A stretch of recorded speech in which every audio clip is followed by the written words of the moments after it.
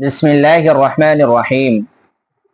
اگر مسلم اموات اور غیر مسلم اموات دونوں مل جائیں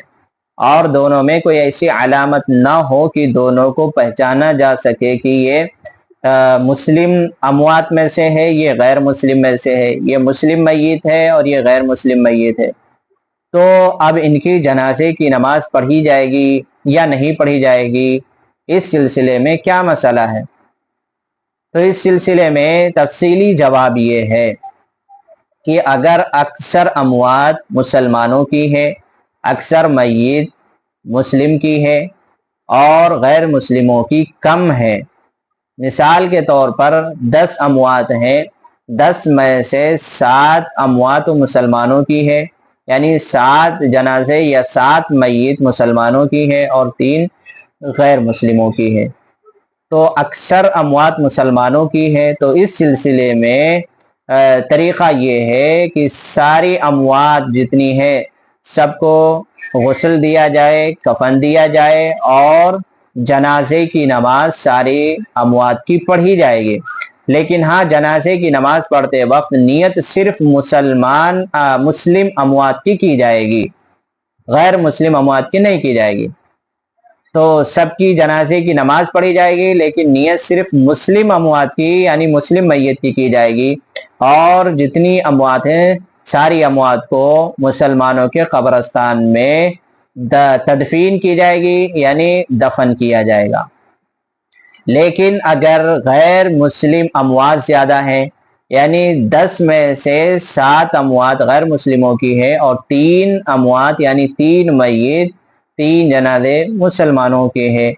تو ایسی صورت میں اکثر اموات غیر مسلموں کی ہے تو اب صرف غسل دیں گے، کفن دیں گے، لیکن جنازے کی نماز نہیں پڑھی جائے گی اور نہ مسلمانوں کے قبرستان میں ان کو دفن کیا جائے گا، صرف لے جا کر کے ان کو غیر مسلموں کے قبرستان میں یا کسی الگ جگہ پر ان کو دفن کر دیا جائے گا۔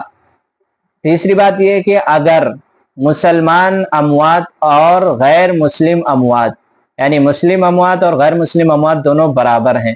مثال کے طور پر 10 اموات ہیں یعنی 10 میت ہیں، 10 میں سے 5 مسلم ہیں اور 5 غیر مسلم ہیں، دونوں برابر ہیں، تو اس صورت میں احتیاطاً عمل کیا جائے گا کہ ساری اموات کو غسل دیا جائے، کفن دیا جائے اور ساری اموات کی جنازے کی نماز پڑھی جائے، لیکن نیت صرف مسلم اموات کی جائے گی جنازے کی نماز میں،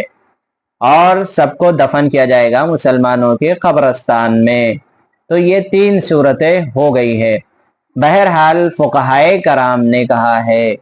کہ اگر